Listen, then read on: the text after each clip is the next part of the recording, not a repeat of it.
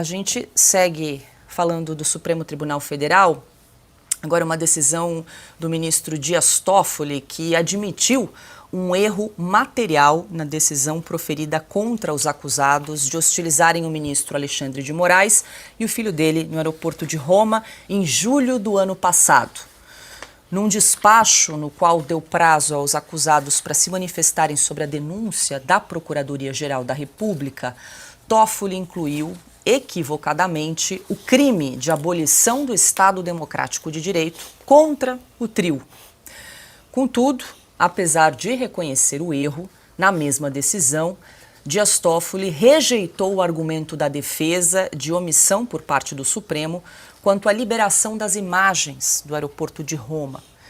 No documento, o ministro negou ainda o pedido dos advogados para acessarem as imagens originais, obterem uma cópia e submetê-la a uma perícia independente. Piotto, sua análise aí sobre esse despacho, essa decisão do ministro Dias Toffoli. Primeiro, ele admite esse erro material e incluiu um crime a mais em relação ao trio, caso que a PGR não havia incluído esse crime de abolição do Estado Democrático de Direito. Dias Toffoli olhou e admitiu o erro, retirou esse crime em relação ao trio. E tem a questão das imagens que a defesa segue sem o contato, sem a verificação dessa prova crucial no caso. Paula, acho que os dois casos têm uma conexão muito importante.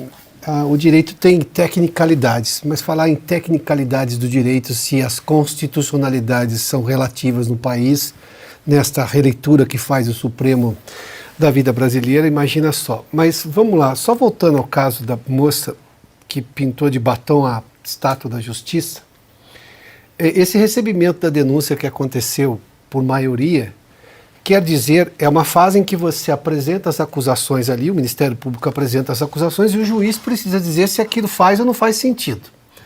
Como eles formaram maioria pelo recebimento, isso seria na primeira instância, mas como tudo é no Supremo, quer dizer que esses 3 ministros, ou seja, a maioria da turma de 5, acha que a moça, que a única coisa que se sabe dela, pintou a estátua de batom, ela praticou associação criminosa armada, pensa bem. Abolição violenta do Estado Democrático de Direito, por pintar, é a única coisa que se sabe que ela fez. E não temos nenhuma outra divulgação. Golpe de Estado. Golpe de Estado. Eu me lembro quando aprendi isso na escola o que é um golpe de Estado. Mas, enfim, talvez eu tenha ido numa escola melhor do que boa parte dos ministros. Eu estou imaginando, meu professor de história era melhor. Era bom, não sei se era melhor, mas era muito bom. Dano qualificado pela violência e grave ameaça com emprego de substância inflamável contra o patrimônio da União e com considerável prejuízo para a vítima. E deterioração de patrimônio tombado. Foi lavado no dia seguinte e limpou. Bom, quer dizer que os ministros entenderam isso aí. Um juiz, na primeira instância, declararia inepta essa ação no primeiro, falar assim, não cabe tudo isso daqui. Poderia até aceitar uma ou outra aqui, mas é o momento em que o juiz, nesse momento, poderia falar, isso aqui está inepto. Inépcia da ação, para tudo, volta, vida que segue para todo mundo e vamos trabalhar no que é importante. Não.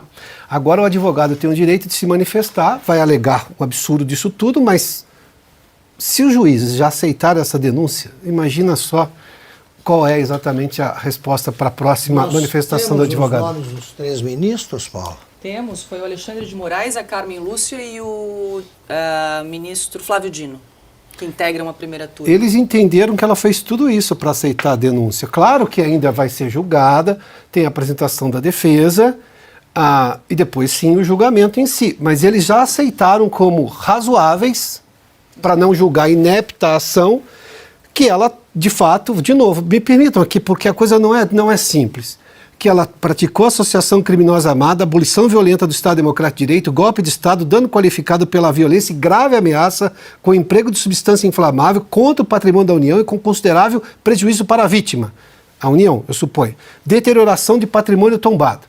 Bom, volto ao caso agora do ministro Toffoli. Só para registrar, então, ela foi condenada por um caso de polícia, um caso clínico e um comunista. Considerada réu. Ainda considerada não foi condenada. Isso. Aí vamos ao caso do ministro Toffoli, ainda pelas tecnicalidades. O advogado tem direito a receber todas essas provas. Ele tem direito a levar para o escritório dele, discutir, evidentemente, com sócios, com outros advogados, pedir uma perícia independente, mas isso sempre foi assim, isso é da lógica do processo. Não, tem que assistir só o advogado e ir lá dentro do Supremo, não pode levar para lugar nenhum. Onde é que ele quer provar que esse processo é justo? Porque se imaginava que quando chegasse no Supremo, o Supremo é uma corte que é justamente para reparar erros crassos que tenham passado por outras 3 instâncias. Mas o Supremo é a primeira instância desses casos todos. E está cometendo um erro crasso de defesa, de não permitir o mínimo que a defesa tem direito, o mínimo. Mas não é de hoje. Advogados não tinham acesso aos autos, reclamavam de acesso aos autos. Imagina só, você não tem acesso ao do que o seu cliente está sendo acusado.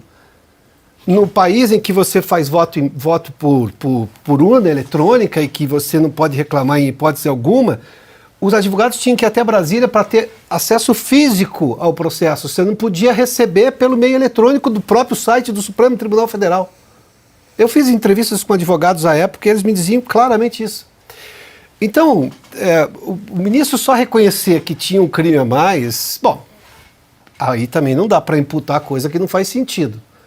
Daqui a pouco, né? Daqui a pouco vai ser inventar um processo, mas, de novo, continuar negando direito às provas num processo que a gente já sabe na primeira investigação da Polícia Federal, não nos esqueçamos, a primeira investigação da Polícia Federal parou com esse negócio.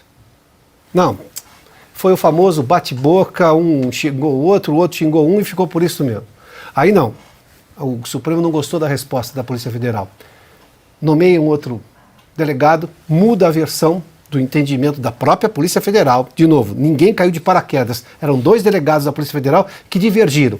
Só que o segundo, que fez, digamos, essa acusação mais dura contra a família, ganhou um cargo no exterior.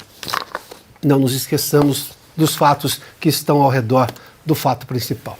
Pois é, Silvio, vale lembrar que não é a primeira vez que o ministro Dias Toffoli nega o pedido dos advogados aí do trio da família Mantovani para ter acesso às provas, para ter acesso aí à cópia das imagens do aeroporto de Roma. Pessoal aqui no chat lembrando muito, cadê a OAB nesse momento? Porque há visivelmente obstrução da justiça aí, né? Até inclusive abuso de autoridade, eventualmente nesse caso, porque a defesa não tem acesso a íntegra das provas para poder se defender. Não consegue defender o mínimo do direito do advogado que ela, em tese, representa. Ponto. Desculpa, Silvio. Não, eu vou só acrescentar aqui, Paula, e de uma forma mais breve. Bom, primeiro, em relação ao crime, que ele reconhece uma obviedade que sequer deveria constar, né? Abolição do Estado Democrático de Direito e um entrevero envolvendo o filho e a figura do ministro Alexandre de Moraes no aeroporto Leonardo da Vinci em Roma. Abolição do Estado Democrático de Direito significa que, em algum momento, o ministro Alexandre de Moraes representaria o Estado Democrático de Direito. Pois bem, isso faria o rei Sol, né, Luís XIV, corar, né?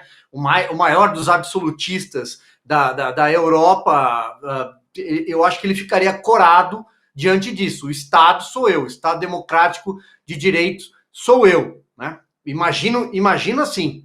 O outro ponto aqui é a questão das imagens. Você falou na questão da materialidade, a jurisdição, a gente poderia citar também, mas também obstrução de justiça.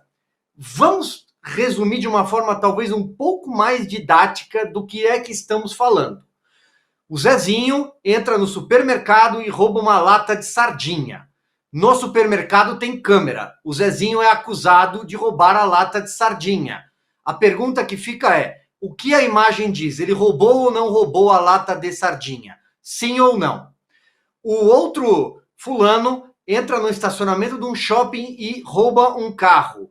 A imagem do estacionamento do shopping diz se ele roubou ou não roubou, saiu dirigindo ou não aquele carro. Para finalizar, a internet está cheia de imagens violentas, nojentas de homens agredindo mulheres dentro de elevador, por exemplo. Né? Vamos lá. A imagem diz bateu ou não bateu? Pois bem, a imagem do aeroporto de Roma existe. por que é que nós não podemos vê-la? Ana, boa pergunta. Essa pergunta que fica desde julho do ano passado. Esse é mais um caso que já comemorou aí 1 ano de aniversário. Ana. Bom, é só substituir a palavra. Vou insistir nisso, o programa todo. É só substituir a palavra Brasil por Venezuela e dá a mesma coisa. Juiz na Venezuela volta a negar acesso a provas, a imagens no aeroporto de Roma, a defesa da família só pode consultar o material na Suprema Corte venezuelana. É igual. Qual a diferença? Qual a diferença? De novo, Senado, OAB, os outros ministros, André Mendonça, Nunes Marques, não tem mais nada diferente, não. Não dá nem para a gente falar, Paula, nossa, daqui a pouco o Brasil está como a Venezuela. Não tem daqui a pouco mais. O daqui a pouco já saiu. O Brasil está como a Venezuela.